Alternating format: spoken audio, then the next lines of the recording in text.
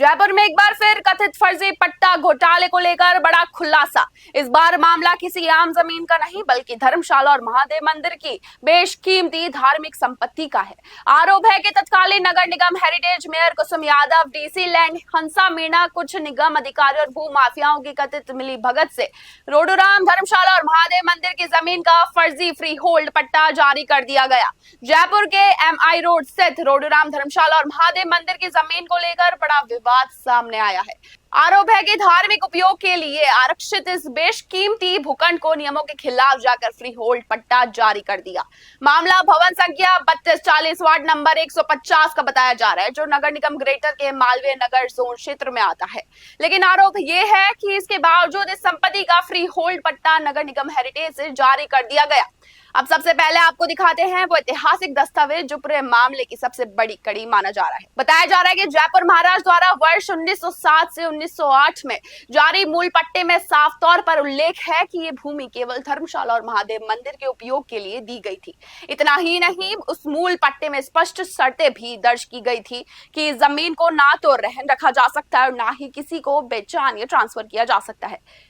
यानी कि धार्मिक और सार्वजनिक उपयोग की जमीन को निजी संपत्ति की तरह इस्तेमाल करने की अनुमति कभी भी नहीं दी गई थी। लेकिन आरोप है कि 17 जनवरी 2025 को तत्कालीन मेयर कुसुम यादव और डीसी लैंड हंसा मीणा ने कथित तौर पर भू माफियाओं से मिलीभगत कर इस जमीन का फर्जी फ्री होल्ड पट्टा जारी कर दिया। सबसे बड़ा सवाल यही खड़ा होता है कि जब भवन संख्या 3240 वार्ड 150 नगर निगम ग्रेटर क्षेत्र में आता है, तो आखिर नगर निगम हेरिटेज ने इस संपत्ति पर अधिकार कैसे जताया? क्या नियमों को नजरअंदाज किया गया या फिर सिस्टम के भीतर बैठकर दस्तावेजों में खेल किया गया? सूत्रों की माने तो ये पहला मामला नहीं है। इससे पहले भी तत्कालीन मेयर कुसुम यादव और डीसी लैंड हंसा मीणा पर कथित फर्जी पट्टे जारी करने के आरोप लग चुके हैं।